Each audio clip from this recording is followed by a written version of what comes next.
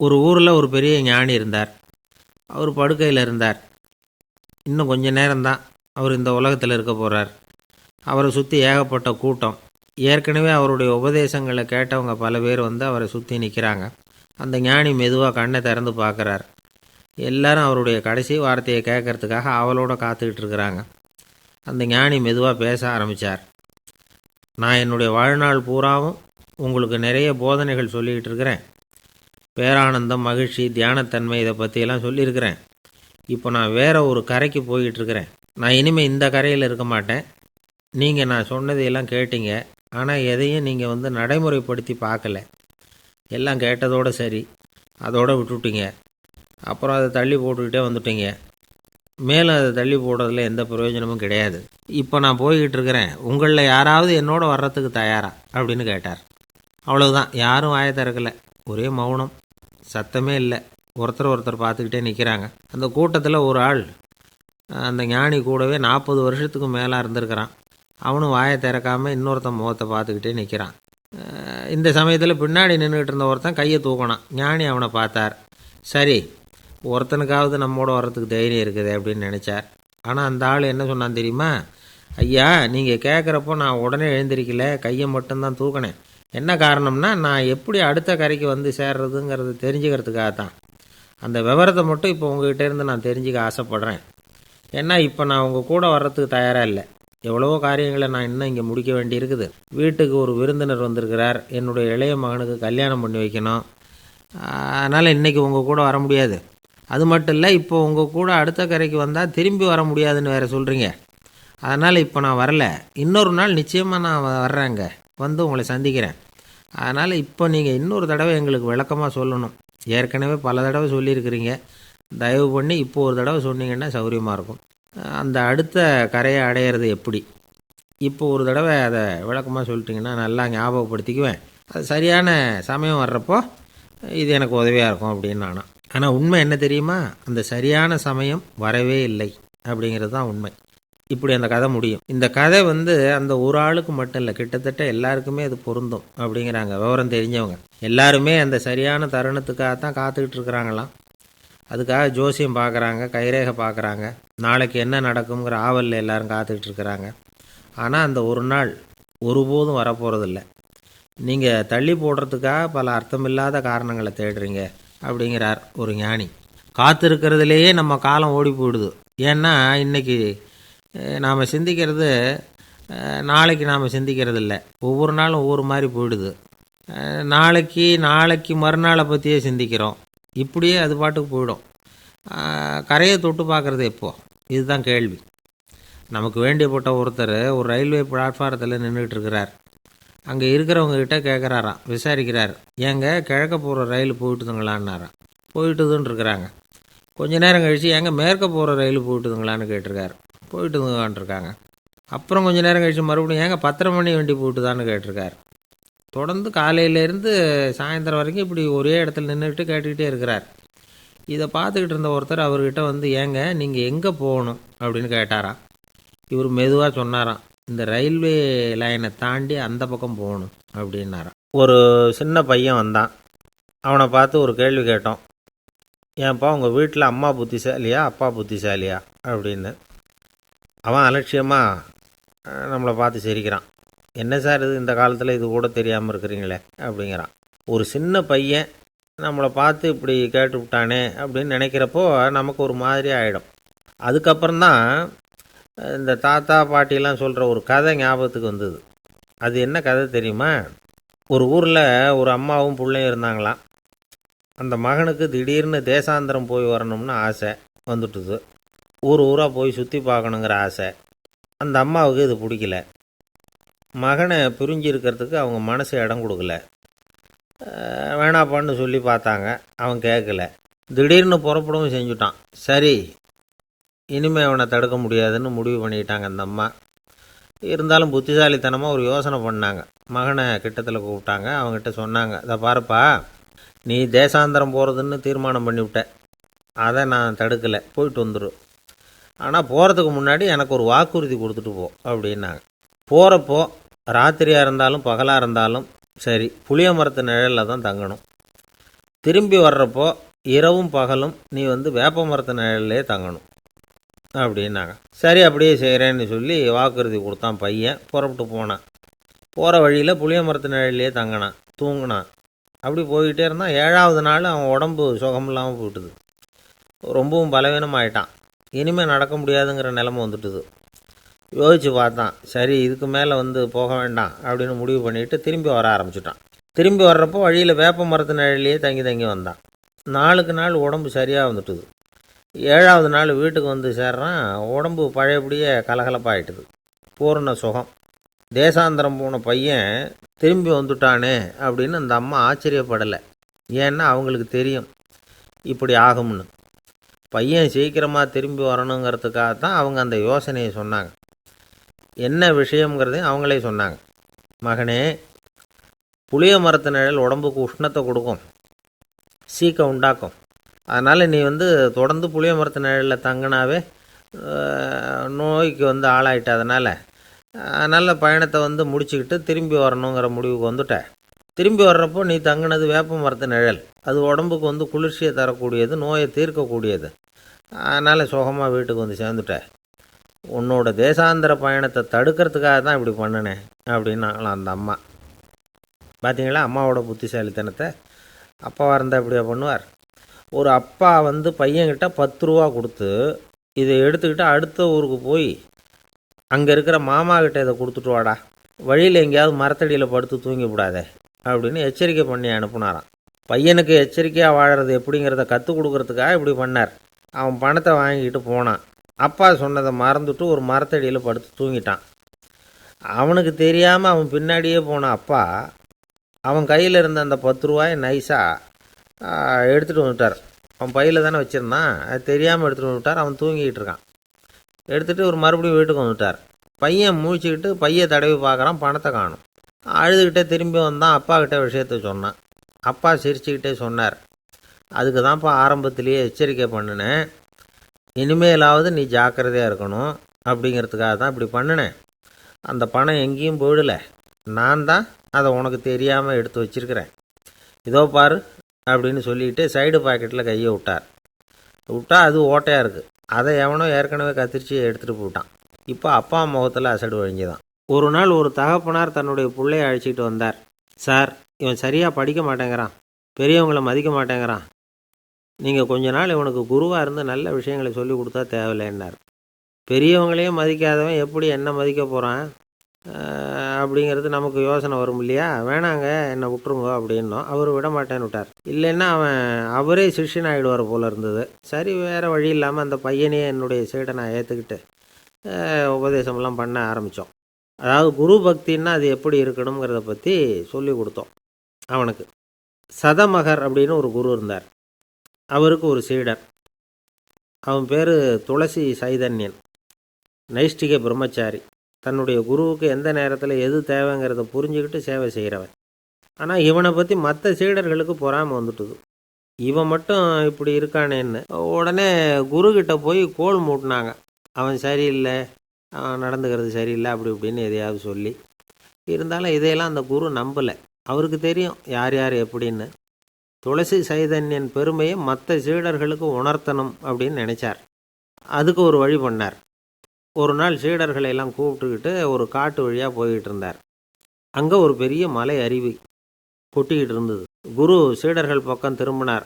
இந்த மலையின் மேலே இருந்து அந்த படுபாதாளத்தில் குதிக்கிறதுக்கு உங்களில் யார் தயார் அப்படின்னு கேட்டார். ஒரு சீடனும் வாயை திறக்கலை, ஒதுங்கி நின்றுக்கிட்டாங்க. பின்னாடி மூட்டை முடிச்சோடு வந்துக்கிட்டு இருந்தான் துளசி சைதன்யன். அவனை பார்த்தார். தப்பாருப்பா, நீ மேலே இருந்து அந்த அருவியில் குதி அப்படின்னார். அப்படியே செய்கிறேன் சுவாமின்னா ஓடி போய் பொத்துன்னு குதிச்சுட்டான். அடுத்த கணமே குருநாதர் தன்னுடைய யோக சக்தியால் பறந்து போய் அவன் கீழே விழுந்துடாமல் தாங்கி பிடிச்சி கொண்டுக்கிட்டு வந்துட்டார். மற்ற சீடர்களுக்கெல்லாம் ஒரு மாதிரி ஆயிட்டுது. அடுத்தபடியாக என்ன பண்ணலாம்னு யோசித்தாங்க இவனை மாட்டி விடுறதுக்கு. ஒரு நாள் வெத்தலை அடிக்கிற ஒரு சின்ன உரலையும் உலக்கையையும் எடுத்து ஒளிய வச்சுட்டாங்க. சதமகர் சன்னியாசி இல்லை, அவர் வெத்தலை போடுவார். பல்லு சரியில்லை, அதனால் இடித்து தான் வெத்தலையை போடணும். திடீர்னு வெத்தலை பாக்கு கேட்டார். வழக்கமாக உரலில் இடித்து தர்றது தான் துளசியின் பழக்கம். உரலை தேடினா கிடைக்கல, என்ன பண்ணுறது? குரு கேட்டுவிட்டாரே, குரு சேவை தானே முக்கியம். இவன் என்ன பண்ணால் வெத்தலை பாக்க தன்னுடைய வாயில் போட்டு முன்னு அதை எடுத்து அவர்கிட்ட கொடுத்துட்டான். குரு எதையோ படிச்சுக்கிட்டே அதை வாங்கி வாயில் போட்டுக்கிட்டார். துளசி இன்னைக்கு தாம்பூலம் வந்து நல்லா இடிக்கப்பட்டிருக்கு, ருசியாக வேற இருக்குது, அதை இடித்த பாத்திரத்தை என் கண்ணால் பார்க்கணும்னு ஆசையாக இருக்குன்னு விட்டார். அதை மட்டும் அனுப்பி போய் நீ வர வேண்டான்னு வேற சொல்லிவிட்டார். இதை கேட்டதும் துளசி தவிச்சு போயிட்டான். இவன் போகாமல் எப்படி வாயை மட்டும் அனுப்பி வைக்க முடியும்? இவன் தவிக்கிறத பார்த்ததும் மற்ற சீடர்களுக்கெல்லாம் மனசுக்குள்ளே ரொம்ப சந்தோஷம். துளசி கொஞ்சமும் யோசிக்கலை. வாழை எடுத்தான், தன்னுடைய தலையவே அப்படியே அறுத்து வெட்டி எடுத்தான். இன்னொரு சீடங்கிட்ட கொடுத்துட்டான், எடுத்துகிட்டு போன்னு சொல்லி. கொண்டுட்டு போய் குரு முன்னாடி வைக்கிறாங்க. அந்த தலையில் வாய் திறந்துருக்கு, வெத்தலை போட்டு முன்னு இருந்தது, தெரிஞ்சு போச்சு, சிவப்பாக இருந்தது. அவனுடைய குரு பக்தியை இப்போ எல்லாரும் ஒத்துக்கிட்டாங்க. அதுக்கப்புறம் குரு சதமகர் தன்னுடைய அற்புத திறமையினால் அந்த தலையை மறுபடியும் ஒட்ட வச்சுட்டார். துளசிக்கு உயிர் வந்துட்டுது. இப்படி ஒரு பெரிய கதை உண்டு. அதாவது துளசி சைதன்யன் அவனுடைய குரு பக்தி எப்படி அப்படின்னு கேட்டோம். ரொம்ப அபாரம் அப்படின்னு அந்த பையன் அடக்கமாக, சும்மா விளையாட்டுக்காக தான் அப்படி அவங்ககிட்ட கேட்டோம். ஏன்பா உன்னுடைய குரு பக்தியை என்கிட்ட காட்டுறதுக்கு உன்னோட கழுத்தை நீயே அறுக்கணும்னு நான் சொன்னால் அதை நீ செய்வியா அப்படின்னு கேட்டோம். என்னுடைய கழுத்தை வந்து நானே அறுக்க வேண்டிய அவசியம் இல்லை சார் அப்படின்னா அவன். ஏண்டான்னு, அதே காரியத்தை தான் இனிமேல் நீங்கள் தினமும் செய்ய போகிறீங்களே சார் அப்படிங்கிறான். பிரம்மத்தை அறிந்தவன் பிரம்மமாகிறான் அப்படின்னு ஒரு பெரியவர் பேசினார் ஒரு கோவிலில். தைத்திரிய உபனிஷத்து அப்படி சொல்லுதான். இதை கேட்கும் பொழுது நமக்கு ஒரு சந்தேகம் வரும். அது எப்படி? பிரம்மத்தை அறிந்தவன் பிரம்மம் ஆகிறான்னா, சிங்கத்தை அறிந்தவன் சிங்கம் ஆகிறானா, தோசையை அறிந்தவன் தோசை ஆகிறானா? இப்படிப்பட்ட சந்தேகம் நமக்கு வர்றதில் ஒன்றும் ஆச்சரியம் இல்லை. இது இயற்கை. இதுக்கும் அந்த பெரியவரே பதில் சொல்கிறார். சிங்கம் வேற, நாம் வேற. அதனால் சிங்கத்தை அறிந்தவன் சிங்கம் ஆக மாட்டான். ஆனால் பிரம்மம் வேற, நாம் வேற இல்லை. அதனால் பிரம்மத்தை அறிந்தவன் பிரம்மமாகறான் அப்படிங்கிறது அவரோட விளக்கம். மனிதன் அவன்தான் தான் பிரம்மங்கிறது தெரியாதனால தான் அதை வேற எங்கேயோ தேடிட்டு இருக்கிறான். கடைசியில் அது தான் தாங்கிறது புரிஞ்சுக்கிற பொழுது அவன் பிரம்மம் ஆயிடுறான். இதை விளக்கிறதுக்கு ஒரு உபநிஷத்து கதையே இருக்குது. நமக்கு தெரிஞ்ச கதை தான், ஆனால் அதை வேறு விதமான அர்த்தத்தில் விளையாட்டாக சொல்லிகிட்டு இருக்கிறோம். ஒரு சமயம் ஒரு 10 நண்பர்கள் ஒரு காட்டு வழியாக போய்கிட்டு இருக்கிறாங்க. குறுக்க ஒரு நதி, அதை கடந்து அடுத்த பக்கம் போகணும். எல்லாரும் ஒரு வழியாக கடந்து அடுத்த கரைக்கு போய் சேர்ந்துட்டாங்க. அங்கே போய் சேர்ந்ததுக்கப்புறம் எல்லாரும் பத்திரமா வந்து சேர்ந்துட்டோமா அப்படின்னு தெரிஞ்சுக்கிறதுக்காக எண்ணி பார்க்குறான் அந்த கூட்டத்து தலைவன். அவங்க மொத்தம் 10 பேர். ஆனால் இவன் எண்ணி பார்க்குறப்போ 9 தான் வருது. ஏன்னா அவன் தன்னை விட்டுவிட்டான்.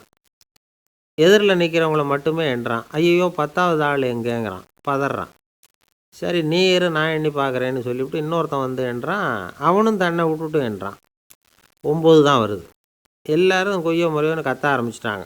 அந்த சமயத்தில் ஒரு பெரியவர் அந்த பக்கமாக வர்றார். என்ன விஷயம்னு விசாரிக்கிறார். 10வது ஆள் 6 அடிச்சுட்டு போட்டுது அப்படின்னு சொல்லி இவங்க அழறாங்க. சரி அழாதீங்க அப்படின்னு சொல்லி அந்த தலைவனை பார்த்து இப்படி வாங்குறார். வர்றான். இப்போ எனக்கு முன்னாடி ஒரு தரம் எண்ணு பார்க்கலாம்ங்கிறார். 1 2 3ன்னு ஆரம்பித்து 9ல் வந்து முடிக்கிறான். உடனே பெரியவர் நீ தான் அந்த 10வது ஆள் அப்படிங்கிறார். இது உண்மை. நாம தான் அது. நாம தான் நம்மளை வேற எங்கேயோ தேடிட்டு இருக்கிறோம். நாம் எங்கேயோ தேடிட்டு இருக்கிறோமே, அந்த பிரம்மம் நாம தான். இப்படி ஒரு பெரிய உண்மையை விளக்கிறதுக்காக தான் அப்படி ஒரு கதை சொல்லப்பட்டது. ஆனால் அதை வந்து நாம் வேறு விதமாக வேடிக்கையாக உபயோகப்படுத்திக்கிட்டு இருக்கிறோம். எப்படி தெரியுமா? ஒரு ஆத்தங்கரையில் ஒரு 10 பேர் முழிச்சுக்கிட்டே நின்றுக்கிட்டு இருந்தாங்களாம். அந்த பக்கமாக வந்த ஒருத்தன் ஏன் இப்படி முழிச்சுக்கிட்டு நிற்கிறீங்கன்னு கேட்டிருக்கிறான். எங்களுக்கு நீச்சல் தெரியாது, நாங்கள்லாம் அடுத்த கரைக்கு போய் சேரணும் அப்படின்னு நாங்களாம். சரி நான் கொண்டுட்டு போய் விடுறேன். எல்லாரும் அக்கறைக்கு போய் சேர்ந்த உடனே ஆளுக்கு ₹1 வீதமாக மொத்தம் ₹10 எனக்கு கொடுக்கணும் அப்படின்ட்டுருக்கான் இவன். சரின்னு ஒத்துக்கிட்டாங்க. இவன் ஒவ்வொருத்தராக கையை பிடிச்சி மெதுவாக ஆற்றுல இறக்கி அழைச்சிட்டு போயிட்டான். 9 பேரை கரை சேர்த்துட்டான். 10வது ஆள் பாதி ஆற்றுல போயிட்டு இருக்கிறப்போ திடீர்னு வெள்ளம் வந்துட்டுது. புடி நழுவி போச்சு. கையை விட்டுட்டான். வெள்ளம் அடிச்சிட்டு போட்டுது. அழைச்சிட்டு வந்தவன் நீச்சல் அடித்து தட்டு தடுமாறி கரைக்கு வந்து சேர்ந்துட்டான். கரையில் இருந்தவங்களுக்கு இந்த விஷயம் தெரியாது. இருந்தாலும் இவன் உடம்பு பூரா நனைஞ்சி கொஞ்சம் அதிகமாக மூச்சு வாங்க நின்றுக்கிட்டு இருந்தானா, ஏங்க ஏன் இப்படி மூச்சு வாங்குது, என்ன விஷயம் அப்படின்னு கேட்டாங்களாம்.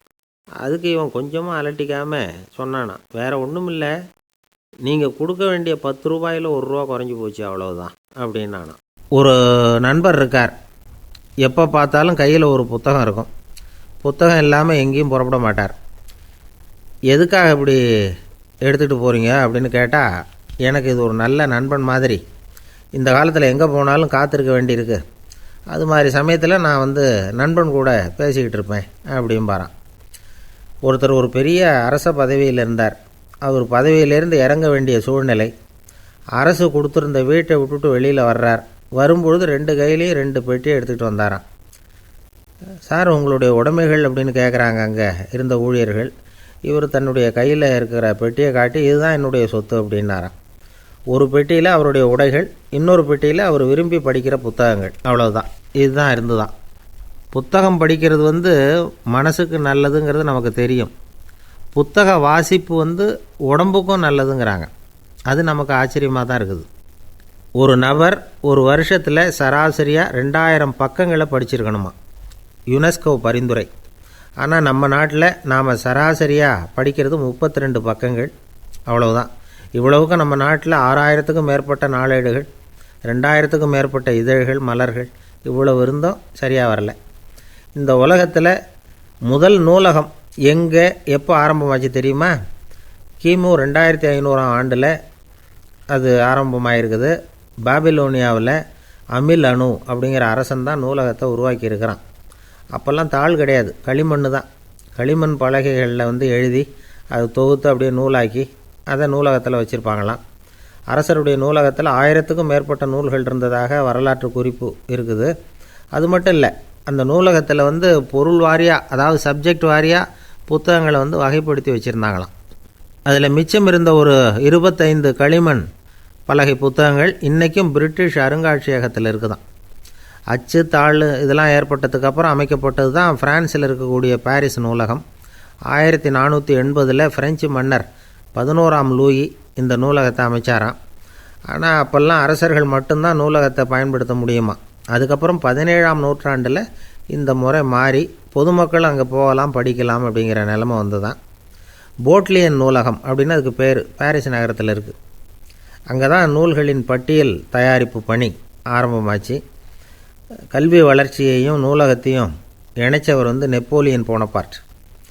முன்பணம் செலுத்தி புத்தகத்தை படிக்கிற முறையையும் அவர் தான் கொண்டுட்டு வந்தாராம். மக்கள்கிட்ட வசூலிக்கிற வரியின் ஒரு பகுதியை நூலகத்துக்கு பயன்படுத்தினவரும் அவர் தானா. நெப்போலியன் நூலகத்தில் உலகத்தில் உள்ள எல்லா மொழி நூல்களும் இருக்குதான். அங்கே ஒரு தமிழ் நூலும் இருந்திருக்குது. அது என்னென்னா கம்பராமாயணம். சோவியத் யூனியனுக்கு படையெடுத்து போனப்போ அங்கேருந்து லட்சக்கணக்கான புத்தகங்களை இந்த பனிச்சறுக்கு வாகனங்கள் இருக்குல்ல, அதில் கொண்டுகிட்டு வந்ததாக வரலாறு. அடுத்தபடியாக குறிப்பிட்டு சொல்லத்தக்க நூலகம் எதுன்னா பிரிட்டிஷ் நூலகம். மிக பழைய கையெழுத்து பிரதியெல்லாம் கூட அங்கே இருக்குது. 1753 ஆரம்பமாச்சு. அதில் உள்ள நூல்களை வரிசையாக அடுக்கினா 180 கிலோமீட்டர் நீளத்துக்கு வருமா. மிகப்பெரிய நூலகம் அமெரிக்க தலைநகர் வாஷிங்டனில் இருக்குதான். இந்தியாவை பொறுத்த வரைக்கும் பெரிய பழைய நூலகம் எதுன்னா கல்கத்தா நூலகம். எல்லா இந்திய மொழி நூல்களும் இங்கே உண்டு. மகாகவி பாரதியார் நடத்தின இந்தியாங்கிற இதழின் எல்லா பிரதிகளும் அங்கே பாதுகாப்பாக இருக்குது. படிக்கும் பழக்கம் இங்கே வளர வேண்டியிருக்குது. ஒருத்தர்கிட்ட ஒரு புஸ்தகத்தை கொடுத்து விமர்சனம் எழுத சொல்லியிருந்தாங்க. கொஞ்ச நாள் கழித்து அவரை போய் பார்த்து, என்னங்க புஸ்தகத்தை படித்து பார்த்தீங்களா அப்படின்னு கேட்டாங்களாம். இதுக்கு அவர் சொல்லியிருக்கிறார், இன்னும் நான் படித்து பார்க்கலிங்க, இப்போ தானே விமர்சனமே எழுதி முடிச்சிருக்கிறேன், இனிமேல் தான் படிக்கணும் அப்படின்னாராம். ஒரு ஊரில் ஒரு ஆள் இருந்தான். அவனுக்கு ஒரே ஒரு மகள். அவளை நல்ல இடத்துல கட்டி கொடுக்கணும்னு ஆசைப்பட்டான். அதுக்காக மாப்பிள்ளை தேடிக்கிட்டு இருந்தான். அவன் கொஞ்சம் வசதியான ஆள், அதனால் நிறைய பேர் வந்தாங்க. இருந்தாலும் ஒரு நல்ல குணமுள்ள மாப்பிள்ளையாக இருக்கணும் அவன் எதிர்பார்த்தான். அப்படி இருக்கணும்னு தொடர்ந்து முயற்சி பண்ணான். கடைசியாக ஒரு 3 பேர் கிடைச்சாங்க. அந்த 3 பேரில் யாரை தேர்ந்தெடுக்கிறது, இதுதான் அவனுக்கு வந்த குழப்பம். இந்த நிலைமையில் ஒரு பெரியவரை தேடி போனான். அவர்கிட்ட தன்னுடைய பிரச்சனையை சொன்னான். அவர் கொஞ்சம் யோசனை பண்ணார். அதுக்கப்புறம் 3 பேரையும் கூப்பிட்டார். இதை பாருங்கப்பா, உங்கள் 3 பேருக்கும் 3 மாத கால அவகாசம் தர்றேன். நீங்கள் இப்போ போகலாம். 3 மாதம் கழித்து திரும்பி வரலாம். அப்படி வரும்பொழுது இந்த 3 மாத காலத்தில் நீங்கள் செஞ்ச நல்ல காரியம் ஏதாவது ஒன்று சொல்லணும். அதை வச்சு உங்களில் ஒருத்தரை நாங்கள் தேர்ந்தெடுத்துக்கிறோம் அப்படின்னு சொன்னாராம். 3 பேரும் சரின்னு சொல்லிவிட்டு திரும்பி போயிட்டாங்க. 3 மாதம் ஆச்சு. அதுக்கப்புறம் ஒரு நாள் திரும்பி வந்தாங்க. அவர் அவங்கள கூப்பிட்டு உட்கார வச்சார். அப்புறம் கேட்டார், இப்போ சொல்லுங்கள், இந்த 3 மாத காலத்தில் நீங்கள் செஞ்சுருக்கிற ஏதாவது ஒரு நல்ல காரியத்தை சொல்லுங்கள் அப்படின்னார். முதல்ல ஒருத்தன் எழுந்திரிச்சு நின்னான். ஐயா, எங்கள் அப்பா இறந்த பிறகு அவரோட கணக்கு வழக்குகளை எடுத்து பார்த்துக்கிட்டு இருந்தேன். அவர் ஒரு வியாபாரிகிட்ட 10,000 ரூபா கடன் வாங்கியிருக்கிறதாக எழுதியிருந்தார். அந்த வியாபாரியும் இப்போ உயிரோடு இல்லை. இருந்தாலும் அந்த வியாபாரியோட மகனை தேடி கண்டுபிடிச்சேன். கணக்கு புத்தகத்தை காட்டினேன். உங்கள் அப்பா கிட்ட 10,000 ரூபா கடன் வாங்கியிருக்கிறதாக இதை எழுதியிருக்கிறார். அதனால் அதை திருப்பி கொடுக்கறதுக்காக வந்திருக்கிறேன். இந்தாங்க அந்த பணம் அப்படின்னு சொல்லி கொடுத்துட்டு வந்துட்டேன் அப்படின்னு நானும். இதை பெரியவர் கவனமாக கேட்டுக்கிட்டார். அதுக்கப்புறம் 2வது இளைஞன் எழுந்திரிச்சான். ஐயா, நான் போன மாதம் ஒரு நாள் ராத்திரி வேளையில் ஒரு காட்டுப்பாதை வழியாக எங்கள் ஊருக்கு போய்கிட்டு இருந்தேன். அந்த சமயத்தில் அந்த வழியாக வந்துக்கிட்டு இருந்த ஒரு வழிப்போக்கர்கிட்ட 4-5 திருடர்கள் வம்பு வளர்த்து அவர்கிட்ட இருந்த பொருளை எல்லாம் கொள்ளையடிச்சிக்கிட்டு இருந்தாங்க. நான் உடனே ஒரு குச்சியை எடுத்துகிட்டு ஓடினேன். அந்த திருடர்களை அடித்து விரட்டினேன். பொருளையெல்லாம் மீட்டு அந்த வழிப்போக்கர்கிட்ட ஒப்படைச்சேன். அவரை பத்திரமா அழைச்சிக்கிட்டு போய் அவர் வீட்டில் விட்டுட்டு வந்தேன் அப்படின்னு நானும். இதையும் பெரியவர் கவனமாக கேட்டுக்கிட்டார். அடுத்தபடியாக 3வது இளைஞன் எழுந்திரிச்சான். ஐயா, போன மாதம் ஒரு நாள் நான் ஒரு மலைப்பாதை வழியாக போய்கிட்டு இருந்தேன். மலைப்பாதை விளிம்பில் ஒரு மதகு கட்டை, அது மேலே ஒரு ஆள் படுத்து தூங்கிட்டு இருந்தான். அந்த பக்கம் தவறி உருண்டு விழுந்திருந்தான்னா அதில் பாதாளம். அது மலையடி வாரத்தில் போய் தான் விழணும். அவ்வளவு பள்ளம். அது தெரியாமல் அவன் பாட்டுக்கு தூங்கிட்டு இருந்தான். நான் உடனே அவன்கிட்ட ஓடி போய் குனிஞ்சு அவன் முகத்தை பார்த்தேன். அப்போ தான் புரிஞ்சுது, அவன் ஏற்கனவே எனக்கு தெரியும். அவனை எனக்கு நிறைய கெடுதல் பண்ணியிருக்கிறான், இடைஞ்சல் கொடுத்தவன். இருந்தாலும் ஐயோ பாவம்னு நினச்சி அவனை எழுப்பி பாதுகாப்பாக வேற ஒரு இடத்துல படுக்க வச்சுட்டு வந்தேன் அப்படின்னு நானும். பெரியவர் இதையும் கேட்டுக்கிட்டார். அதுக்கப்புறம் அவங்க 3 பேரையும் பார்த்து, நீங்கள் போகலாம், நாங்கள் யோசித்து முடிவு பண்ணி உங்களுக்கு சொல்லி அனுப்புகிறோம் அப்படின்னாராம். அந்த இளைஞர்கள் புறப்பட்டு போயிட்டாங்க. அதுக்கப்புறம் அந்த பெண்ணோட அப்பாவை பார்த்து சொன்னார், இந்த 3 பேருமே நல்ல பிள்ளைங்க தான், அதில் ஒன்றும் சந்தேகம் இல்லை. இருந்தாலும் இந்த 3 பேர் செஞ்ச செயல்களையும் ஒப்பிட்டு பார்க்க வேண்டியிருக்கு. முதல் இளைஞன் நேர்மைக்கு எடுத்துக்காட்டாக விளங்குறான். இந்த காலத்தில் இது மாதிரி இளைஞர்களை பார்க்குறது ரொம்ப கஷ்டம்தான். இருந்தாலும் அவன் கடமையை தான் செஞ்சான். 2வது இளைஞன் நல்ல வீரன், தைரியசாலி. ஒரு வீரன் எதை செய்யணுமோ அதைத்தான் இவன் செஞ்சான். இவன் ஒரு லட்சிய மனிதன். 3வது இளைஞன் தன்னுடைய பகைவனுக்கே உதவி செஞ்சுருக்கான். அவன் உயிரை காப்பாற்றியிருக்கிறான். பகைவனுக்கு அருள்வதுங்கிறது ஒரு சாதாரண மனுஷனால் செய்யக்கூடிய காரியம் இல்லை. பகையை மறக்கிறதும் பகைவனுக்கு அருள்வதும் தெய்வீக பண்புகள். அதனால் இவனையே உன்னுடைய மகளுக்கு ஏற்ற மாப்பிள்ளையாக தேர்ந்தெடுக்கலாம் அப்படின்னு சொன்னாங்களாம். ஒரு நல்ல நாளில் அவங்களுக்கு திருமணம் நல்ல விதமாக நடந்து முடிஞ்சுதான். இது சுவாமி சின்மயானந்தர் சொல்லியிருக்கிற ஒரு கதை. இதிலேருந்து நாம் புரிந்து கொள்ள வேண்டிய ஒரு கருத்து, நமக்கு கெடுதல் பண்ணவங்களுக்கும் நாம் நல்லது செய்யணும். ஆனால் நடைமுறையில் அப்படி நம்மளால் செய்ய முடியறதில்ல. அதுதான் சிக்கல். நம்மால் ஒருத்தங்கிட்ட கேட்டேன், ஏண்டா உன்னுடைய பகைவன் ஒருத்தன் அது மாதிரி ஒரு மலைப்பாதை மதகு கட்டையில் படுத்திருந்தா உடனே நீ என்ன நினைப்ப அப்படின்னு கேட்டோம். இது ஒரு அருமையான சந்தர்ப்பம்னு நினைப்பேன் அப்படின்னா. எதுக்குன்னு கேட்டோம். அவனை அந்த பக்கமாக உருட்டி கீழே தள்ளுறதுக்கு அப்படின்னா. ஒரு தடவை நாரதர் ஒரு தெரு வழியாக போய்கிட்டு இருந்தார். வழியில் ஒருத்தர் வேத சாஸ்திரம்லாம் படிச்சுக்கிட்டு உட்காந்துருந்தார். அவர் நாரதரை பார்த்து, எங்கே போயிட்டுருக்குறீங்கன்னு கேட்டார். கடவுளை பார்த்துட்டு வரலாம்னு போயிட்டுருக்கிறேன் அப்படின்னார் நாரதர். அப்படின்னா அவர்கிட்ட, எனக்கு எப்போ முக்தி கிடைக்கும்னு கேட்டுட்டு வாங்களேன் அப்படின்னார் இவர். சரி, கேட்டு வரேன் அப்படின்னு சொல்லிவிட்டு நாரதர் நடந்தார். கொஞ்சம் தூரத்தில் ஒரு மரத்தடியில் ஒரு தொழிலாளி செருப்பு தைச்சிக்கிட்டு உட்காந்துருந்தார். அந்த ஆளும் அதே மாதிரி கேட்டுக்கிட்டார். எனக்கு எப்போ முக்தி கிடைக்கும்னு கடவுள்கிட்ட கேட்டுக்கிட்டு வாங்களேன்னார். அவர்கிட்டையும் சரின்னு சொல்லிவிட்டு நாரதர் நேராக வைகுண்டத்துக்கு சேர்ந்தார். கடவுளை பார்த்தார். இவங்க 2 பேரும் சொல்லி அனுப்பின விஷயத்தை பற்றி கேட்டார். அதுக்கு கடவுள் சொன்னார், அந்த செருப்பு தைக்கிற தொழிலாளி உடல் நீத்ததும் உடனே என்னை அடைவான். ஆனால் அந்த சாஸ்திரம் படித்த ஆள் இப்போதைக்கு என்கிட்ட சேரமாட்டான். அவன் இன்னமும் பல பிறவிகள் எடுத்து அங்கேயே இருக்க வேண்டியிருக்குது. எப்போ இங்கே சேருவான்னு எனக்கே தெரியாது அப்படின்னார். நாரதருக்கு இதோட ரகசியம் என்னங்கிறது புரியல. எனக்கு ஒன்றும் புரியலையேன்னாரான் கடவுள்கிட்ட. சீக்கிரம் புரிஞ்சுக்குவேன், நீ திரும்பி போகிறப்போ நான் இங்கே வைகுண்டத்தில் என்ன செஞ்சுக்கிட்டு இருக்கேன்னு கேட்டால், ஒரு ஊசியின் துவாரத்தில் ஒரு யானையை கோத்துக்கிட்டு இருக்கிறேன்னு அவங்கக்கிட்ட சொல்லு அப்படின்னார் கடவுள் சிரிச்சுக்கிட்டே. நாரதர் பூமிக்கு திரும்பினார். கடவுளை பார்த்தீங்களா, எப்படி இருக்கார் அப்படின்னு விசாரித்தார் வேத சாஸ்திரம் படித்தவர். ஓ பகவானா, அவர் யானையை ஊசியின் காதில் நுழைச்சிக்கிட்டு இருக்கிறார் பார்த்தேன்னார் நாரதர்.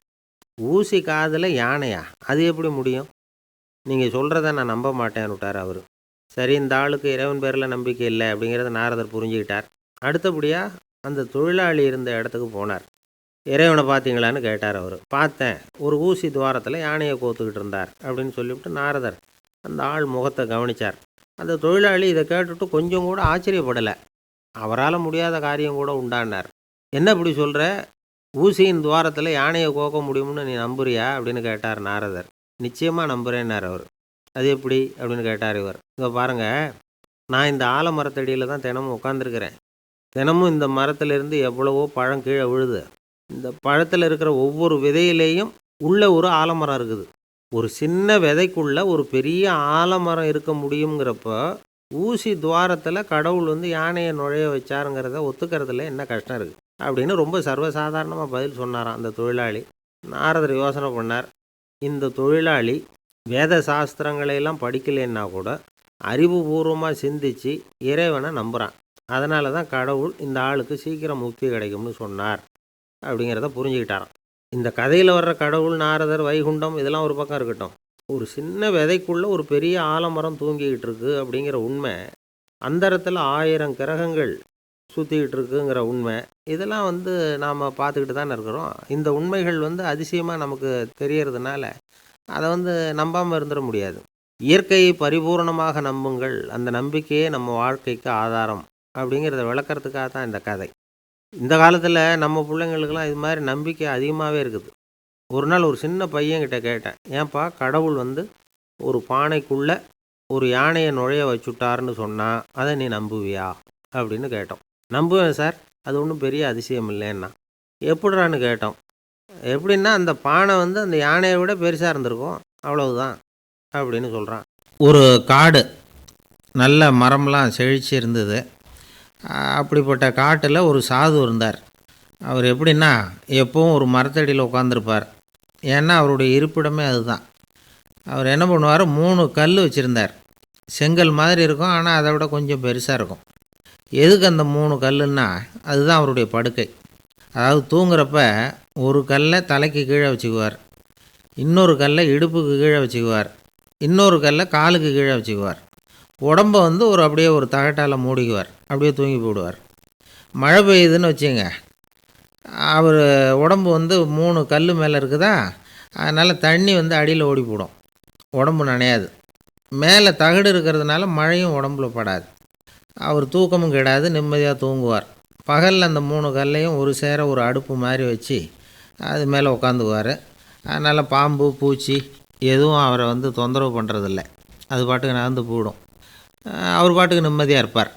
யாராவது எதையாவது கொண்டுகிட்டு கொடுத்தா அதை வாங்கி சாப்பிடுவார், அவ்வளவுதான். ஒரு நாள் அந்த நாட்டு அரசன் காட்டுக்கு வேட்டையாட வந்தான். அந்த வழியாக வந்தப்போ இந்த சாது படுத்துருக்கிறத பார்த்தான், பரிதாபப்பட்டான். ஐயோ பாவம், இவர் இப்படி இந்த கல் மேலே உடம்பை வச்சுக்கிட்டு தூங்குறாரு, என்ன பாடுபடுவார், இவரை நாம் அரண்மனைக்கு அழைச்சிட்டு போய் சுகமாக நிம்மதியாக இருக்கிறதுக்கு வழி செஞ்சு கொடுப்போம், அது ரொம்ப நல்லாயிருக்கும் அப்படின்னு நினச்சான். அப்படி நினச்சிக்கிட்டே அரண்மனைக்கு வந்துட்டான். அதுக்கப்புறம் ஒரு பல்லக்கையும் 2 சேவகர்களையும் காட்டுக்கு அனுப்பி அந்த சாதுவை மெதுவாக இங்கே அழைச்சிட்டு வந்துடுங்க அப்படின்னு சொல்லி அனுப்பி வச்சான். இவங்க போய் அவர்கிட்ட விவரத்தை சொன்னாங்க. எனக்கு என்னத்துக்கு அரண்மனை வாசம் அப்படின்னார். இருந்தாலும் மன்னர் உத்தரவு, நீங்கள் அவசியம் வரணும் அப்படின்னாங்க இவங்க. சரின்னு சொல்லிவிட்டு வேறு வழி இல்லாமல் புறப்பட்டார். புறப்படும் பொழுது என்ன பண்ணார்னா, மறக்காமல் அந்த 3 கல் ஒரு தகடு அதையும் எடுத்து பல்லக்கில் வச்சுக்கிட்டார். என்னத்துக்கு இதையெல்லாம் எடுத்து வைக்கிறாரு அப்படின்னு சொல்லி அவங்க யோசனை பண்ணாங்க. இருந்தாலும் அதை பற்றி ஒன்றும் கேட்கல. பேசாமல் அவரை அழைச்சிட்டு போய் அரண்மனையில் விட்டுட்டாங்க. அரசன் ஓடி வந்தான், வரவேற்றான், அறுசுவை உணவு படைத்தான். அவர் படுக்கிறதுக்கு தங்க கட்டில், பட்டு மெத்தை, இப்படி எல்லாம் ஏற்பாடு பண்ணி வச்சான். இங்கே படுத்து ஓய்வு எடுத்துங்க அப்படின்னு சொல்லிவிட்டு அவன் பாட்டு போயிட்டான். மறுநாள் காலையில் பார்க்குறான், சாது படுத்துருக்கிறார். எப்படி தெரியுமா, அந்த பட்டு மெத்தை மேலே 3 கல்லையும் வச்சு வழக்கம் போலவே அது மேலே படுத்துருக்கிறார். அதுக்கு மேலே தகடு. அரசன் பார்த்துட்டு அதிர்ச்சி ஆகிட்டான். என்ன சுவாமி இப்படி அப்படின்னா, சாது சொன்னார், எனக்கு தேவையும் இல்லை குறையும் இல்லை, எல்லா இடத்துலையும் எனக்கு ஒரே மகிழ்ச்சி தான் அப்படின்னார். மகிழ்ச்சிங்கிறது தங்க கட்டிலேயோ பட்டு மெத்தையிலேயோ இல்லை, அது மனசில் இருக்கிற ஒரு விஷயம். உண்மையான மகிழ்ச்சிக்கு வழி மனப்பக்குவம் அப்படிங்கிறது அந்த அரசனுக்கு புரிஞ்சுதான். இந்த காலத்தில் ஒரு சாமியார் அவரை தேடி ஒரு சீடன் வந்தான். என்னாச்சு தெரியுமா? சுவாமி, எனக்கு நிம்மதி வேணும், அதுக்கு என்ன வழின்னு கேட்டான். சாமியார் நிமிர்ந்து பார்த்தார். அப்புறம் சொன்னார், நீ ஏகப்பட்ட பேர்கிட்ட கடன் வாங்கியிருக்கிற, அதையெல்லாம் திருப்பி கொடுத்தா தான் உனக்கு நிம்மதி கிடைக்கும்னார். இவனுக்கு ஆச்சரியம். அது எப்படி சாமி, அவ்வளவு கரெக்டாக நான் கடன் வாங்கினதை கண்டுபிடிச்சிங்க அப்படின்னா, உனக்கு கடன் கொடுத்து சாமியாராக போனதே நான் தான்ப்பா, அதனால தான் இந்த கதிக்கு வந்தேன். என்கிட்டயே வந்து நிம்மதிக்கு வழி கேட்குறிய, அதுதான்டா வேதனை அப்படின்னாராம் அவர். அமெரிக்க ஜனாதிபதி ஆப்ரஹாம் லிங்கன் ஒரு நாள் தன்னோட கோச்சு வண்டியில் தலைநகரான வாஷிங்டனுக்கு போயிட்டுருக்கிறார். கோச்சு வண்டி ஒரு சாலையில் போயிட்டுருக்கு. அந்த சாலைக்கு ஒரு பக்கத்தில் பயங்கரமான சதுப்பு நிலம். சதுப்பு நிலம்னா அது புதைகுழி, புதை மணல்ங்கிறோம்ல, அது மாதிரி. அந்த சதுப்பு நிலத்தில் யாராவது மாட்டிக்கிட்டா அவ்வளோதான், ஆளை கொஞ்சம் கொஞ்சமாக உள்ளே அமுக்கிவிடும். தப்பிச்சு கரையிறது கஷ்டம். அப்படிப்பட்ட நிலம் அது. ஆப்ரஹாம் லிங்கன் ஏதோ ஒரு முக்கியமான அரசாங்க வேலையாக போயிட்டு திரும்பி வந்துக்கிட்டு இருக்கிறார். அதனால் அந்த சமயத்தில் அவர் விலை உசந்த ஆடைகளை அணிஞ்சிருக்கிறார். அப்படி அவர் அந்த கோச்சு வண்டியில் வந்துக்கிட்டு இருக்கிறாரு. அந்த சமயத்தில் ஒரு காட்சி அவர் கண்ணில் பட்டுட்டுது. என்ன தெரியுமா? ரோட்டுக்கு பக்கத்தில் இருந்த சதுப்பு நிலத்தில் ஒரு இளம் பன்றிக்குட்டி சிக்கிக்கிட்டு தவிச்சிக்கிட்டு இருக்குது. பரிதாபமாக கத்திக்கிட்டு இருக்குது. அதை பார்த்தார் லிங்கன். அவருக்கு என்ன மாதிரி ஆயிட்டுது. உடனே வண்டியை நிறுத்த சொன்னார். கீழே இறங்கினார். தன்னோட விலை உசந்த ஆடைகளை பற்றி லட்சியம் பண்ணவே இல்லை. தனக்கே ஆபத்து வரலாம்ங்கிறத பற்றியும் கவலைப்படலை. தான் ஒரு குடியரசுத் தலைவருங்கிறத பற்றியும் அவர் நினச்சி பார்க்கல. நேராக அந்த சதுப்பு நிலம் பக்கமாக போனார். அந்த சேத்துல இறங்கி பன்றிக்குட்டியை காப்பாற்றி கரைக்கு கொண்டுட்டு வந்து சேர்த்துட்டார். அதுக்கப்புறம் நிம்மதியாக கோச்சு வண்டியில் ஏறி வெள்ளை மாளிகைக்கு வந்து சேர்ந்தார். ட்ரெஸ்ஸு, உடம்பு பூரா சேறு சகதி. பார்க்குறவங்களுக்கெல்லாம் ஆச்சரியமாக போச்சு. அவங்களுக்கு ஒன்றும் புரியல. இவர் நேராக ட்ரெஸ்ஸு மாற்றிக்கிறதுக்காக போனார். கோச்சு வண்டி ஓட்டிகிட்டு வந்தவங்கிட்ட போய் எல்லோரும் கேட்டாங்க, என்ன ஆச்சு அப்படின்னு. அவர் வர்ற வழியில் நடந்த விவரத்தை சொன்னார். ஆப்ரஹாம் லிங்கனுடைய இந்த இறக்க குணத்தை எல்லாரும் பாராட்டினாங்களாம், புகழ்ந்தாங்களாம். ஆனால் இதுக்கு லிங்கன் என்ன பதில் சொன்னார் தெரியுமா? தயவு பண்ணி இந்த புகழ்ச்சியான பேச்சையெல்லாம் ஒதுக்குங்க, அதெல்லாம் வேணாம். அந்த சின்ன பிராணி சகதியில் மாட்டிக்கிட்டு துடிச்சிக்கிட்டு இருந்தது, அதை பார்த்தேன். உடனே என்னுடைய இதயத்தில் ஒரு முள் தைச்சது மாதிரி ஒரு உணர்வு. அந்த முள்ளை பிடுங்கி எறிஞ்சேன், அவ்வளவுதான். உண்மையில் அந்த பிராணிக்கு நான் உதவினேங்கிறத விட எனக்கு ஏற்பட்ட இன்னலை போக்கிட்டேன் அப்படிங்கிறது தான் உண்மை. அதுதான் பொருத்தம். அப்படி இருக்கிறப்போ இதில் புகழறதுக்கு என்ன இருக்குது அப்படின்னாராம் ஆப்ரஹாம் லிங்கன். எவ்வளவு யதார்த்தமான வார்த்தைகள் பாருங்கள். இந்த காலத்தில் நம்மளையும் பல பேர் அப்படி உண்டு. நீச்சல் தெரியாத ஒரு ஆள் தண்ணியில் இறங்கிட்டான். தண்ணி ஆழங்கிறது அப்புறமா தான் தெரிஞ்சுது. தத்தளிக்க ஆரம்பிச்சிட்டான். வாழ்னு கத்துறான். கரையில் நின்றுக்கிட்டு இருந்த ஒருத்தர் இதை பார்த்தார். உடனே அவருக்கு இதயத்தில் முள் தைச்சது மாதிரி ஒரு உணர்வு. உடனே குபீர்னு தண்ணியில் பாய்ஞ்சார். அவரை காப்பாற்றி கரைக்கு கொண்டுட்டு வந்து சேர்த்தார். இதை பார்த்துக்கிட்டு இருந்த இன்னொருத்தர் காப்பாற்றின அந்த ஆளை பாராட்டி புகழ்ந்தார். என்ன புகழாதீங்க சார் அப்படின்னார் அவர். ஏன்னு கேட்டார் இவர். நான் அந்த ஆளை ஏன் காப்பாற்றினேன் தெரியுமா? அவன் நேற்றுக்கு என்கிட்ட 300 ரூபா கடன் வாங்கியிருக்கிறான். இவன் தண்ணியில் போட்டான்னா நான் கொடுத்த கடனும் தண்ணியில் போடும். அதனால தான் விழுந்து காப்பாற்றினேன் அப்படின்னா அந்த ஆள். ஒரு ஊரில் ஒரு ராஜா இருந்தார். பெரிய அரண்மனையில் தான் இருக்கிறார். எல்லா வசதியும் இருந்தது. இருந்தாலும் அவர் எல்லாரும் சொல்கிறது எப்படி தெரியுமா? பிச்சைக்கார ராஜா. அப்படி ஒரு பேர் அவருக்கு நிலச்சி போச்சு. ஜனங்களும் சரி, மற்ற தேசங்களில் உள்ளவங்களும் சரி, அவர் அந்த பேர் சொல்லியே குறிப்பிடுறது வழக்கமாக போட்டுது. இது அவருக்கு ரொம்ப கவலையாக போச்சு. என்ன இது, நம்மளை தேடி வர்றவங்களுக்கெல்லாம் நாம் சோறு போடுறோம். நம்ம புகழ்ந்து பாடல் ஏற்றி கொண்டு வர்ற புலவர்களுக்கெல்லாம் அவங்க எப்படி வந்தாலும் ஒருவேளை சோறு போடணுங்கிறது உத்தரவு. இவ்வளவுலாம் செஞ்சும் நம்மளை போய் பிச்சைக்கார ராஜான்னு எல்லாரும் சொல்கிறாங்களே, அது ஏன்? எதுக்காக இப்படி சொல்கிறாங்க? இதுதான் ராஜாவுக்கு குழப்பம். சரி, இதை பற்றி நம்ம அமைச்சர்கள்கிட்ட கேட்கலாமா அப்படின்னு யோசனை பண்ணார். இந்த விஷயத்தை போய் அவங்கக்கிட்ட எப்படி கேட்குறதுன்னு அவருக்கு தயக்கமாக இருந்தது. கௌரவ குறைச்சலாக தெரிஞ்சுது அவருக்கு. சரி, சாதாரண குடிமக்கள்கிட்ட இதை பற்றி கேட்கலாமா அப்படின்னு யோசனை பண்ணார். கேட்கலாம். ஆனால் அவங்க யாரும் ராஜா முன்னாடி வந்து நின்று தைரியமாக பேசக்கூடிய அளவுக்கு இல்லை. ராஜாவோட குழப்பம் நாளுக்கு நாள் அதிகமாக போச்சு. கடைசியாக அவர் ஒரு முடிவுக்கு வந்தார். அதாவது இதை பற்றி ஒரு பிச்சைக்காரங்கிட்டே கேட்டு பார்த்துட்டா என்ன. இதுதான் அவர் பண்ண முடிவு. உடனே மாறு வேஷம் போட்டுக்கிட்டு நகர்வலம் போனார். ஒரு பிச்சைக்காரனை கண்டுபிடிச்சார். இதை பாருப்பா, நம்ம ராஜாவை எல்லாரும் பிச்சைக்கார ராஜான்னே சொல்கிறாங்களே, அதுக்கு என்ன காரணமாக இருக்கும் அப்படின்னு கேட்டார். அதுக்கு அவன் சொல்கிறான், இதுக்கான பதிலை இன்னும் ஒரு 30 நாளில் சொல்கிறேன் அப்படின்னா. உடனே இவருக்கு சந்தோஷம். உண்மையை அவங்ககிட்ட சொன்னார். நான் வேறு யாரும் இல்லை, நான் தான் இந்த நாட்டு ராஜா. இப்போ நீ என் கூடவே வந்துடு, அரண்மனையிலேயே தங்கிக்கோ. 30 நாள் கழித்து எனக்கு பதில் சொல்லிவிட்டு அதுக்கப்புறமா நீ போகலாம் அப்படின்னு சொல்லி அழைச்சிட்டு வந்துட்டார். அரண்மனையில் ஒரு மூலையில் அவன் தங்கறதுக்கு இடம் கொடுத்தார். தினம் 2 வேளையும் இவனுக்கு சோறு போடுங்க அப்படின்னு உத்தரவு போட்டார். ராஜா கொடுத்த இடத்துல போய் உக்காந்துக்கிட்டான் அந்த பிச்சைக்காரன். தினமும் அந்த அரண்மனையில் நடக்கிறதையெல்லாம் கவனிச்சிக்கிட்டு வந்தான். வேளைக்கு சாப்பாடு வரும், சாப்பிட்டுக்கிட்டு இருக்கான். இப்படி 30 நாள் முடிஞ்சுது. ராஜா வந்தார். என்ன, என்னோட கேள்விக்கு பதில் என்னன்னு கண்டுபிடிச்சிட்டியான்னார். கண்டுபிடிச்சிட்டேன்னா. என்ன எல்லாரும் பிச்சைக்கார ராஜான்னு சொல்கிறாங்களே, அது நியாயமாக படுதா உனக்குன்னு கேட்டார். நியாயமாக தான் படுது, சந்தேகம் இல்லாமல் நீங்கள் பிச்சைக்கார ராஜா தான். என்ன தான் நீங்கள் வசதியோடவும் படைபலத்தோடவும் இருந்தால் கூட நீங்கள் எங்கள் வர்க்கத்தை சேர்ந்த ஆசாமி தான் அப்படின்னு அடித்து சொல்லிவிட்டான் அந்த ஆள். ஏனால் அப்படி சொல்கிறேன்னு கேட்டார் இவர். அரசே, ஒரு உண்மையை கண்டுபிடிச்சி சொல்கிறதா நான் உங்ககிட்ட சொன்னேன். நீங்கள் ராஜ பரம்பரைன்னா உடனே உங்கள் கழுத்தில் கிடக்கிற முத்து மாலையை கழட்டி பரிசாக கொடுத்துருப்பீங்க, பொன்னையும் மணியையும் கொடுத்துருப்பீங்க. ஆனால் நீங்கள் அப்படி செய்யலை. என்னை ஒரு மூலையில் உட்கார வச்சு 2 வேளை சோறு போட சொன்னீங்க. உங்களை தேடி யார் வந்தாலும், யார் பாராட்டி பேசினாலும் அல்லது பிரச்சனைகளை சொன்னாலும் நீங்கள் செய்கிற ஒரே காரியம் சோறு போடுறது தான். பிச்சைக்காரனுக்கு சோறு மட்டும்தான் உலகம். உங்கள் விஷயத்துலேயும் நீங்கள் அப்படி தான் நினைக்கிறதாக தெரியுது. நல்லா கவனிங்க. எந்த ஒரு பிரச்சனைக்கும் சோறு தான் முடிவுன்னு நினைக்கிறீங்க பாருங்கள். நீங்கள் சந்தேகமில்லாத எங்களை சேர்ந்த ஆள் தான் அப்படின்னு விட்டான் அந்த பிச்சைக்காரன். அதுக்கப்புறம் தான் அந்த ராஜா தன்னுடைய தவறுகளையெல்லாம் தேர்த்திக்கிட்டாராம். பசின்னு வர்றவங்களுக்கு சோறு தான் போடணும், அது தப்பு இல்லை. பாராட்ட வர்றவங்களுக்கெல்லாம் சோத்தையே போட்டு அனுப்புனா இப்படி தான் பேர் வரும்.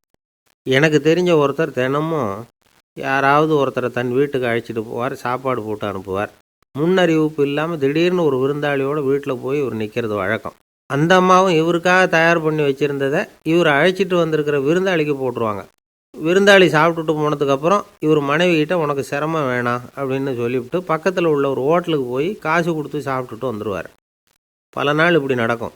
ஒரு நாள் அவரை தனியாக கூப்பிட்டுக்கிட்டு போய் ஏன் இப்படி பண்ணுறீங்கன்னு கேட்டோம். அதுக்கு அவர் சொல்கிறாரு, எங்கள் வீட்டு சாப்பாட்டிலேருந்து தப்பிக்கிறதுக்கு எனக்கு வேறு வழி எதுவும் தெரியல சார், அதனால தான் இப்படி பண்ணிகிட்ருக்கிறேன் அப்படின்னார் ரொம்ப பரிதாபமாக. இந்த உலகமே ஒரு நாடக மேடை, நாம் எல்லாரும் நடிகர்கள். இது ஞானிகள் சொல்கிறது. இது ஒரு பக்கம் இருக்கட்டும். இந்த உலகத்துக்குள்ளே எத்தனையோ நாடக மேடைகள், எத்தனையோ நடிகர்கள், எத்தனையோ நாடகங்கள், இதெல்லாம் எப்படி ஆரம்பமாச்சு, அதுதான் இன்றைக்கி தகவல்.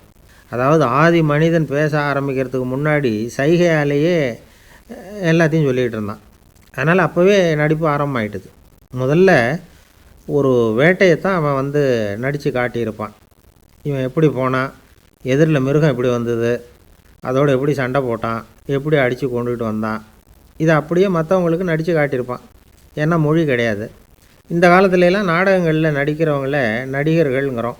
ஒரு காலத்தில் இவங்களுக்கு என்ன பேர் தெரியுமா? திஸ்பியர்கள் அப்படின்னு பேரான். இதுக்கு காரணம் உண்டு.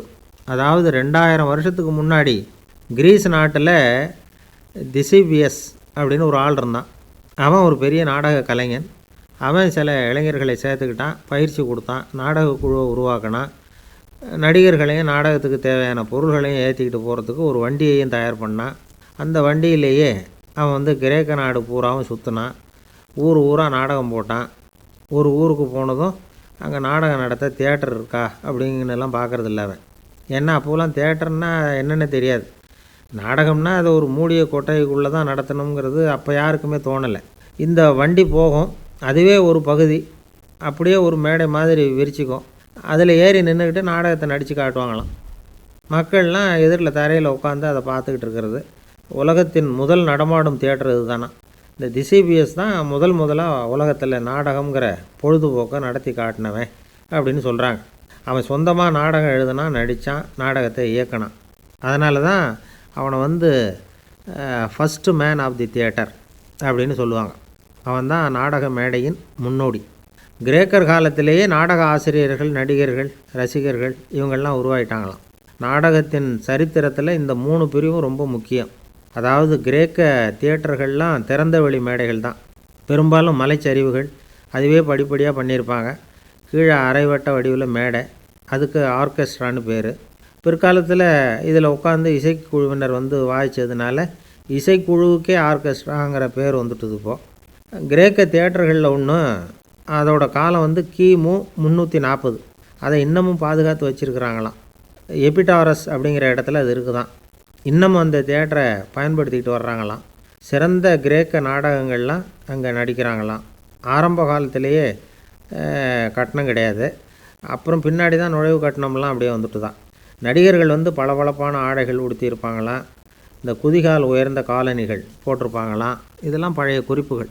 பலவிதமான உருவங்களில் மாஸ்க் அப்படின்னு சொல்லப்படுற முகமூடி. அதனால் ஒரே நடிகர் பல வேடங்களில் நடிக்கிறது உண்டான். ஆரம்பத்தில் பெண் நடிகர்கள் கிடையாது, எல்லாம் ஆண் நடிகர்கள் தான். ரோமானியர்கள் தான் முதல் நிரந்தர நாடக மேடையை கட்டினவங்க. அதுதான் முதல் தியேட்டர். கிமு 1048 காலகட்டத்தில் பாம்பிங்கிற நகரத்தில் அதை கட்டியிருக்கிறாங்களாம். கிரேக்க ரோமானிய தியேட்டர்களின் அடிப்படையிலேயே இந்த இத்தாலிய வடிவ அமைப்பாளர்கள் இந்த குதிரை லாட வடிவில் ஒரு ஆடிட்டோரியத்தை உருவாக்கினாங்களாம். இப்படி அதை பற்றி நிறைய தகவல் இருக்குது. 1576 லண்டனில் இந்த வின்ஸ்பர்ரி, அப்புறம் இந்த பில்ட்ஸில், அப்புறம் ஜேம்ஸ் இப்படிங்கிறவர் முயற்சியால் தான் இங்கிலாந்தில் முதல் தியேட்டர் உருவாச்சான். அப்படி ஒருத்தர் இருந்தாராம். உலக நாடக மேடையின் வரலாறு இதுதான். அதாவது இப்போல்லாம் அறிவியல் வளர்ச்சி அதிகமாகிட்டுது. திரைப்படம், தொலைக்காட்சி எல்லாம் வந்தாச்சு. ஒவ்வொரு வீடுமே ஒரு குட்டி தியேட்டர் மாதிரி ஆகிட்டுது. தொலைக்காட்சி முன்னாடி உட்காந்து எழுந்திருக்கவே மனசு வர்றதில்லை. ஒரு அம்மா ஒரு மனோதத்துவ டாக்டரை தேடிட்டு வந்தாங்களாம் இந்த காலத்தில். டாக்டர், எங்கள் வீட்டுக்காரர் எப்போ பார்த்தாலும் டிவி முன்னாடி உட்காந்துக்கிட்டு அதையே வெறிச்சு பார்த்துக்கிட்டு இருக்கிறார், உத்து பார்த்துக்கிட்டு இருக்கார், எனக்கு சந்தேகமாக இருக்குன்னாங்களாம். இது மனக்கோளாறு இல்லைங்க, ஆர்வக்கோளாறு, அவ்வளவுதான், இதுக்காக பயப்படாதீங்கன்னாரான் டாக்டர். அப்படி இல்லை டாக்டர், டிவி ஓடும் பொழுது நாம் எல்லாம் அதை பார்க்குறோம் சரி, ஆனால் அவர் அப்படி இல்லை, டிவியை நிறுத்தினதுக்கு அப்புறமும் அதையே உத்து பார்த்துக்கிட்டு உட்காந்துருக்கிறார், அதனால தான் சந்தேகப்பட்டு உங்ககிட்ட வந்தேன் அப்படின்னாங்களாம். ஒரு அம்மா தெருவில் உட்காந்து என்னத்தையோ தேடிட்டு இருக்கிறாங்க. அந்த அம்மா ஒரு சூஃபி ஞானி. அவங்க பேர் என்னென்னா ரபியா அல் அடாவியா. அந்த அம்மாவுக்கு கண் கூட தெளிவாக தெரியாது. அந்த பக்கமாக வந்த சில பேர் இவங்களுக்கு உதவி செய்கிறதுக்காக வந்தாங்க. என்ன தேடிகிட்டு இருக்கிறீங்க அப்படின்னு கேட்டாங்க. இதுக்கு அந்த அம்மா, அந்த கேள்வி அவ்வளோ முக்கியத்துவம் இல்லை, நான் தேடிகிட்டு இருக்கிறேன், உங்களால் முடிஞ்சால் எனக்கு உதவி பண்ணலாம் அப்படின்னாங்களாம். உதவி செய்ய வந்தவங்களுக்கு ஆச்சரியம். எதை தேடுறோங்கிறது தெரியாமல் இப்படி ஏன் நேரத்தை செலவழிக்கிறீங்க, நாங்கள் எப்படி உங்களுக்கு உதவ முடியும், எங்களுக்கு ஒன்றும் புரியலையே அப்படின்ட்டுருக்காங்க. சரி, உங்களை திருப்தி பண்ணுறதுக்காக சொல்கிறேன், ஒரு குண்டூசி தொலைஞ்சி போச்சு, அதை தேடுறேன் அப்படின்னாங்களாம் அந்த அம்மா. அதுக்கப்புறம் இவங்களும் சேர்ந்து தேட ஆரம்பிச்சிட்டாங்க. கொஞ்ச நேரம் ஆச்சு, ஒன்றும் கிடைக்கல. உதவி செய்ய வந்தவங்களும் அழுத்து போட்டாங்க. அப்புறம் கேட்டாங்க, இதை பாருங்கம்மா, இது ரொம்பவும் பெரிய தெரு, அகலமான தெரு, அதனால் குறிப்பாக நீங்கள் எந்த இடத்துல அந்த குண்டூசியை தொலைச்சிங்க அதை சொல்ல முடியுமான்னாங்களாம். இதுக்கு அந்த அம்மா, நீங்கள் மறுபடியும் அர்த்தமில்லாத கேள்வியை கேட்குறீங்க, உங்கள் கேள்விக்கும் நான் தேடுறதுக்கும் என்ன சம்மந்தம்னாங்களாம். இதை கேட்டதும் அவங்க ஒரு மாதிரி ஆகிட்டாங்க. என்னம்மா நீங்கள் பைத்தியம் மாதிரி பேசுகிறீங்க அப்படின்னாங்களாம். சரி, உங்களை மறுபடியும் திருப்திப்படுத்துறதுக்காக சொல்கிறேன், அதை நான் எங்கள் வீட்டில் தொலைச்சுட்டேன் அப்படின்னாங்களாம். அப்புறம் எதுக்காக இங்கே தேடிட்டு இருக்கிறீங்க அப்படின்னு கேட்டிருக்காங்க. ஏன்னா இங்கே தான் வெளிச்சம் அதிகமாக இருக்குது, அங்கே வீட்டுக்குள்ளே இருட்டாக இருக்குது, அதனால் இங்கே தேடுறேன், வெளிச்சம் உள்ள இடத்துல தானே தேட முடியும் அப்படின்னாங்களாம் அந்த ஞானி. இந்த கதைக்கு என்ன அர்த்தங்கிறத பெரியவங்க சொல்கிறாங்க. அதாவது இந்த தேடுதல்ங்கிறது ஒரு வியாதி. அது நம்ம சதா அலைய வைக்கும், பைத்தியமாக மாற்றுறதுக்கு முயற்சி பண்ணோம், ஒரு காலம் அது நிறைவு அடையவே அடையாது. வாழ்வுங்கிறது ஒரு புரிந்து கொள்ள முடியாத சதா இயங்கி கொண்டிருக்கிற ஒரு செயல். அதுக்கு ஆரம்பமும் இல்லை, முடிவும் கிடையாது. எதையோ தேடணும் அப்படிங்கிற உந்துதல் நமக்குள்ளே இருக்கும், ஆனால் குறிப்பாக எதை தேடிட்டு இருக்கிறோம் அப்படிங்கிறது புரியாது. அப்படி ஏதாவது ஒன்றை தேடி அடைஞ்சிட்றோம்னு வச்சுக்கோங்க, உடனே ஒரு அதிருப்தி வந்துடும். அதனால் வாழ்க்கைங்கிறது சலிப்பு நிறைந்தது அப்படிங்கிற எண்ணத்தை உண்டாக்கிக்கிறோம். ஒன்று அடைஞ்சதுக்கு அப்புறம் இன்னொன்று தேட ஆரம்பிச்சிருவோம். ஆக இந்த தேடல்ங்கிறது நாம் ஒன்று அடைஞ்சாலும் அடையாவிட்டாலும் தொடர்ந்து நடந்துக்கிட்டு தான் இருக்கும். இதுக்கு முடிவே கிடையாது. இந்த உண்மையை நாம் நல்லா புரிஞ்சுக்கணும் அப்படிங்கிறது பெரியவங்களுடைய கருத்து. ஏழையும் தேடுறான், பணக்காரனும் தேடுறான், நோயாளியும் தேடுறான், நோய் இல்லாதவனும் தேடுறான், அதிகாரம் உள்ளவனும் தேடுறான், அதிகாரம் இல்லாதவனும் தேடுறான், முட்டாளும் தேடுறான், அறிவாளியும் தேடுறான். ஆனால் யாரும் இதை தான் தேடி சாதிக்க போகிறோம், இதுதான் முடிவு அப்படின்னு திட்டவட்டமாக சொன்னதில்லை. ஒன்று அடைஞ்சதும் இன்னொன்று தேட ஆரம்பிச்சிடுறாங்க, அவ்வளோதான். அதாவது உங்களின் தேடுபவர் உங்கள் உள்ளே தான் இருக்கிறார், அவரை தேடி கண்டுபிடியுங்கள். இதுதான் ஞானிகள் நமக்கு சொல்லுகிற ஒரு ஆலோசனை. நம்மால் ஒருத்தன் ஜெயிலில் இருந்தான். இன்னொரு கைதி அவனை பார்த்து கேட்டான், ஏன்பா உன்னை பார்க்குறதுக்கு வெளியிலேருந்து யாருமே இங்கே வர்றது இல்லையே, உனக்கு சொந்தக்காரங்களே கிடையாதா அப்படின்னு கேட்டானா. ஏன் இல்லை, எனக்கு சொந்தக்காரங்க நிறைய பேர் உண்டு, அவங்க என்னை பார்க்க வராததுக்கு காரணம் வேறு அப்படின்ட்டுருக்கான் இவன். என்ன காரணம்னு கேட்டான் அவன். அதுக்கு இவன் சொன்னானா, அதுக்கு என்ன காரணம்னா அவங்க எல்லாரும் இங்கே உள்ளேயே இருக்கிறாங்க அப்படின்னானா. ஒரு பெரிய பியானோ கலைஞர் வியன்னாவில் இருந்தார். ரொம்ப புகழ்பெற்ற இசைக்கலைஞர் அவர். இங்கிலாந்து மகாராணி விக்டோரியா அவருடைய சங்கீதத்தை கேட்கணும்னு ஆசைப்பட்டாங்க. அவரை அரண்மனைக்கு கூப்பிட்டாங்களாம். பியானோ வாசிக்க சொல்லி கேட்டாங்களாம். இவரும் ரொம்ப பிரமாதமாக வாய்ச்சி காட்டியிருக்கார். உடனே பாராட்டி பரிசுகள்லாம் கொடுத்து அனுப்புனாங்களாம். அந்த இசையை கேட்குறதுல அரசிக்கு ரொம்பவும் ஆர்வம் உண்டு. அதனால் அதுக்கப்புறமும் அந்த கலைஞர் அடிக்கடி அரண்மனைக்கு வர வேண்டிய அவசியம் ஏற்பட்டது. ஏன்னா அரசி கூப்பிட ஆரம்பித்தாங்க. இவர் போகணும், அங்கே இசை நிகழ்ச்சி நடத்தணும். இவர் அங்கே பாடி வாசிக்கிறது உண்டு. ஒரு தடவை மகாராணி அவரை பார்த்து, உங்கள் நாட்டு தேசிய கீதம் பாடுங்களேன் அப்படின்னு கேட்டாங்களாம். உடனே அவர் தன்னுடைய நாடான ஆஸ்திரியாவின் தேசிய கீதத்தை பாடியிருக்கிறார். அவர் பாட ஆரம்பித்த உடனே மகாராணி எழுந்திரிச்சு நின்னாங்களாம். அதுக்கு மரியாதை செலுத்துகிற நோக்கத்தோடு பாட்டு முடிகிற வரைக்கும் அப்படியே நின்றுக்கிட்டு இருந்தாங்களாம். இதுதான் அந்த அரசியினுடைய பெருந்தன்மை. அதாவது நாட்டுப்பற்றுங்கிறது அந்த அளவுக்கு அப்படி இருக்கணும். இப்படி ஒரு அரசியே நம்ம நாட்டு தேசிய கீதத்துக்கு எழுந்திரிச்சு நின்று மரியாதை செலுத்துகிறாங்க அப்படிங்கிறத புரிஞ்சிக்கும் பொழுது அந்த முதிய கலைஞரின் மகிழ்ச்சிக்கு அளவே இல்லையாம். அதுக்கப்புறம் அந்த பியானோ கலைஞர் ஒரு நாள் தன்னுடைய நண்பர் ஒருத்தர்கிட்ட பேசிக்கிட்டு இருந்தாராம். அப்போ சொன்னாராம், மகாராணியார் எனக்கு எவ்வளவோ பரிசுகள்லாம் கொடுத்துருக்குறாங்க. ஒரு தடவை எனக்கு வைரக்கல் பதித்த அணி ஒன்றை கூட பரிசாக கொடுத்தாங்க. ஆனால் அதை விட உயர்ந்த விலை மதிக்க முடியாத அணி என்ன தெரியுமா, நான் என்னுடைய நாட்டு தேசிய கீதத்தை நான் பாடுறப்போ அவங்க எழுந்திரிச்சு நின்று மரியாதை செலுத்தினாங்களே, அதுதான் எனக்கு கிடைச்ச மிகப்பெரிய பரிசு அப்படின்னாராம். எனக்கு தெரிஞ்ச சங்கீத வித்வான் ஒருத்தர் இருக்கார். சமீபத்தில் ஒரு நாள் அவரை பார்த்தேன். எப்படி போயிட்டுருக்கு உங்கள் தொழில் அப்படின்னு கேட்டேன். ரொம்பவும் வித்தியாசமாக போயிட்டுருக்குங்க அப்படின்னார். என்ன சொல்கிறீங்க அப்படின்னேன். முன்னாடியெல்லாம் நான் பாடினா எதிரில் இருக்கிறவங்க தான் எழுந்திரிச்சு போயிட்டு இருந்தாங்க. இப்போ எப்படின்னா நான் பாட ஆரம்பிச்சுட்டா உடனே பக்கவாத்தியக்காரனே எழுந்திரிச்சு போயிடுறான் அப்படின்னார் ரொம்ப வேதனையோட. ஒருத்தர் மனசில் நிம்மதி இல்லாமல் உட்காந்துருந்தார். என்ன சார் விஷயம் அப்படின்னு விசாரித்தேன். அகலக்கால் வச்சுட்டேன், அதுதான் அவதிப்படுறேன்னார். விவரமாக சொல்லுங்கன்னு. வீடு கட்டணும்னு ஆரம்பித்தேன், வேலை பாதியிலேயே நிற்கிது, கையில் பணம் இல்லை அப்படின்னார். இது மாதிரி ஆசாமிகள் பல பேரை நீங்கள் பார்த்துருக்கலாம். இவங்கெல்லாம் சுலபமாக மன அழுத்தத்துக்கு ஆளாயிடுறாங்க. மன உளைச்சல், அதாவது ஸ்ட்ரெஸ் அப்படின்னு சொல்கிறோமே, அதுக்கு அடிப்படையான சில காரணங்கள் உண்டு. அதாவது மிகையாக திட்டமிடுதல் அப்படிங்கிறதும் ஒரு முக்கியமான காரணம். நடைமுறை சாத்தியம் என்னங்கிறத மனசில் வச்சுக்கிட்டு எந்த திட்டத்தையும் தீட்டணும், அப்போ தான் அது சரியாக வரும். ரெண்டாவது காரணம் என்ன தெரியுமா, ஒரே நேரத்தில் பல்வேறு செயல்களில் ஈடுபடுறது. தொலைபேசியில் பேசிக்கிட்டே கையில் இருக்கிற கடிதத்தை படிச்சுக்கிட்டே எதிரில் உட்காந்துக்கிட்டு இருக்கிறவருக்கும் அப்பப்போ பதில் சொல்லிக்கிட்டு மனசில் பல்வேறு சிந்தனைகளை அப்படியே ஓட விட்டுக்கிட்டு இருக்கிறது, இதுவும் மன அழுத்தத்தை உண்டாக்குது. மூணாவது காரணம், எதிலேயும் வெற்றி மட்டும் எதிர்பார்க்குற ஒருதலைப்பட்சமான ஆர்வம். நாம் தொட்டதெல்லாம் வெற்றியாகவே முடியணும் அப்படின்னு எதிர்பார்க்குறவங்க ஏதாவது ஒன்றில் தோல்வியை கண்டால் தோண்டு போயிடுறாங்க. எப்படியும் முடியலாம்ங்கிற எண்ணம் ஏற்கனவே நமக்குள்ளே இருந்துட்டுதுன்னா அந்த அவஸ்தை வராது. அதனால் அதுவும் நம்ம வளர்த்து கொள்ள வேண்டிய ஒரு குணம். மன உளைச்சல் ஏற்படுறதுக்கு இன்னொரு காரணம், எதையும் வேகமாக செஞ்சுடணும் அப்படிங்கிற துடிப்பு. அந்த துடிப்பே மனசை அழுத்த ஆரம்பிச்சிடும். எந்த ஒரு காரியத்திலையும் தாமதமோ இடையூறோ ஏற்பட்டால் அதை பொறுத்துக்கிற மனப்போக்கம் வேணும். அது இல்லாதவங்க அழுத்தத்துக்கு ஆளாயிடுறாங்க. சில பேர் வேலைன்னு எந்த நேரம் பார்த்தாலும் வேலையே கதின்னு கிடப்பாங்க.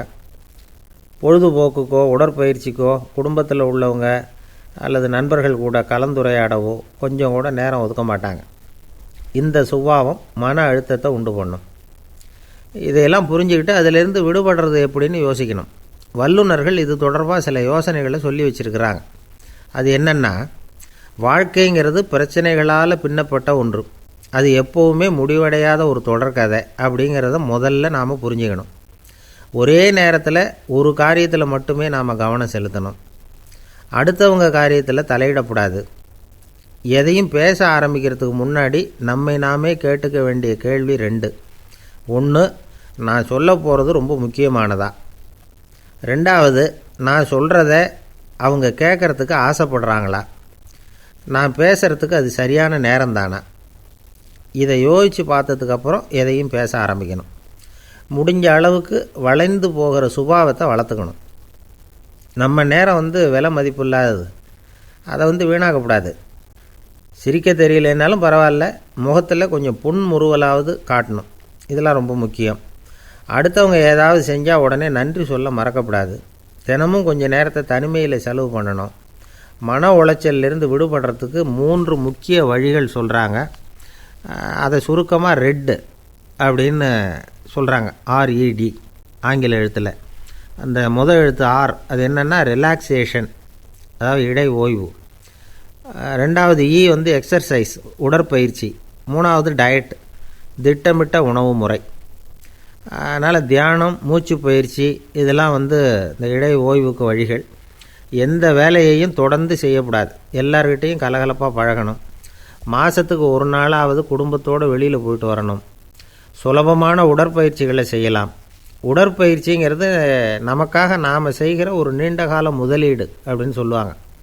அதாவது லாங் டேர்ம் இன்வெஸ்ட்மெண்ட்டாக. அளவோடு சாப்பிட்ணும், மெதுவாக சாப்பிட்ணும். இதெல்லாம் கொஞ்சம் மனசில் வச்சுக்கிட்டு நடந்துக்கிட்டால் மகிழ்ச்சியாக வாழலாம். சில பேர் சாப்பாட்டு விஷயத்தில் ரொம்ப அக்கறை எடுத்துக்கிறது உண்டு. ஒரு குண்டு ஆசாமி சாப்பிட உக்காந்தார். முதல்ல ஒரு மாத்திரை சாப்பிட்டார். எதுக்குன்னு கேட்டோம். பசி எடுக்கிறதுக்குன்னார். சாப்பிட்டு முடித்தார். பிறகு மறுபடியும் ஒரு மாத்திரை சாப்பிட்டார். இது எதுக்குன்னு கேட்டோம். சாப்பிட்டது ஜீரணமாகறதுக்கு அப்படின்னார். அள்ள குறையாதது அட்சய பாத்திரம். அது நமக்கு தெரியும், கேள்விப்பட்டிருக்கிறோம். ஆனால் போட நிரம்பாத ஒரு பாத்திரம் உண்டு. அது என்ன தெரியுமா? நம்மளில் பல பேர்கிட்ட அந்த பாத்திரம் உண்டு. அதுதான் பேராசை அப்படிங்கிற பாத்திரம். அதை நிறைவு செய்யவே முடியாது. பேராசையை பற்றி சுஃபி இலக்கியத்தில் ஒரு பிரபலமான கதை உண்டாம். அதை ஒரு பெரியவர் எடுத்து சொல்லியிருக்கிறார். ஒரு மன்னர் நகர்வலம் போயிட்டுருக்கார். ஒரு பிச்சைக்காரன் மன்னர் எதிரில் வரான். பிச்சை போடுங்கங்கிறான். என்னுடைய அமைதியை கெடுக்காதே போங்கிறார் மன்னர். அவன் சிரிக்கிறான். அரசே, உங்களுடைய அமைதி கெடக்கூடிய நிலையில் இருந்தால் அதுக்கு பேர் அமைதியே கிடையாது அப்படின்னு நானான். எதிரில் நிற்கிறது வெறும் பிச்சைக்காரன் இல்லை, யோகி அப்படிங்கிறத மன்னர் புரிஞ்சுக்கிட்டார். துறவியே, உங்களுக்கு என்ன வேணும்னாலும் கேளுங்க, கொடுக்குறேன்னாராம். அந்த துறவி மறுபடியும் சிரிக்கிறார். அரசே, உங்களால் முடியாததையெல்லாம் கொடுக்க முடியும்னு சத்தியம் செய்யாதீங்க அப்படின்னார். மன்னருக்கு கோபம் வந்துட்டுது. என்ன இவர் இப்படி சொல்கிறாரே அப்படின்னு நினச்சார். நகர்வலத்தை பாதியிலேயே நிறுத்தினார். வாங்க அரண்மனைக்குன்னார். துறவியை அழைச்சிக்கிட்டு அரண்மனைக்கு வந்துட்டார். துறவி தன்கிட்ட இருந்த பிச்சை பாத்திரத்தை நீட்டினார். இது நிறைய எனக்கு பொற்காசுகள் வேணும் அப்படின்னாராம். அவ்வளவு தானா, இது ஒரு பெரிய காரியமா அப்படின்னு கையை தட்டினாராம் மன்னர். ஒரு பெரிய தாம்பாளம் நிறைய பொற்காசுகள் சேர்ந்தது. அதை அள்ளி போட்டார். போட அந்த பிச்சை பாத்திரம் நிரம்பவே இல்லை. பொற்காசுகள் போட அவ்வளவையும் உள்ளே வாங்கிக்கிட்டே இருக்குது. அரசாங்க கஜானாவே காலி ஆகிட்டுது. மூட்டையாக பொற்காசுகளை கொட்டி பார்த்துட்டாங்க. அது முழுங்கிக்கிட்டே இருக்குது. கடைசி வரைக்கும் அந்த பிச்சை பாத்திரம் நிரம்பவே இல்லை. அரசர்கிட்ட இருந்த கர்வம் போயிட்டுது. அப்படியே பொத்துன்னு துறவி காலில் விழுந்தார். அப்போ அந்த துறவி சொன்னாராம், மன்னா, இந்த பிச்சை பாத்திரத்தை உங்களால் மட்டும் இல்லை, வேற யாராலையும் நிரப்ப முடியாது. அதுக்கு என்ன காரணம்னா, இது சாதாரண பிச்சை பாத்திரம் இல்லை, பேராசைகளோடு வாழ்ந்து செத்துப்போன ஒரு மனிதனின் மண்டை ஓடுது அப்படின்னாராம். பாருங்கள், இதுதான் அந்த சூஃபி இலக்கிய கதை. செத்த பிறகும் நிறைவு இல்லைன்னா அது எப்பேற்பட்ட பேராசையாக இருக்கும்னு யோசித்து பார்த்துங்க. நம்மால் ஒருத்தர் கல்யாணம் பண்ணிக்க பொண்ணு பார்த்துக்கிட்டு இருந்தார். அழகு, அறிவு, படிப்பு எதுவும் தேவையில்லை, பணம் மட்டும் இருந்தால் போதும் அப்படின்னு பார்க்குறவங்ககிட்டெல்லாம் சொல்லி வச்சார். ரொம்ப நாளைக்கு அப்புறம் ஒரு பணக்காரர் கிடைச்சார். அவர் சொன்னார், இதை பாருங்கள், எனக்கு 20 வயசில் ஒரு மகள், அவளை நீங்கள் கல்யாணம் பண்ணிக்கிட்டா 2 லட்சம் பணம் கொடுப்பேன். 25 வயசில் ஒரு பொண்ணு, அவளை கல்யாணம் பண்ணிக்கிட்டா 2.5 லட்சம் தருவேன். 30 வயசில் ஒரு பொண்ணு இருக்கா, அவளை கல்யாணம் பண்ணிக்கிட்டா 3 லட்சம் தருவேன். என்ன சொல்கிற அப்படின்னாராம். இவன் கொஞ்ச நேரம் யோசித்து பார்த்துருக்கான். அதுக்கப்புறம் மெதுவாக அவரை நிமிர்ந்து பார்த்து, ஏன் சார், உங்ககிட்ட 50 வயசில் ஏதாவது பொண்ணு இருக்கா அப்படின்னு கேட்டானா. ஒருத்தர் ஒரு தவறு செஞ்சு விட்றாருன்னு வச்சுக்கோங்க. உடனே நீ செஞ்சது தவறு அப்படின்னு சொல்கிறது ஒரு வகை.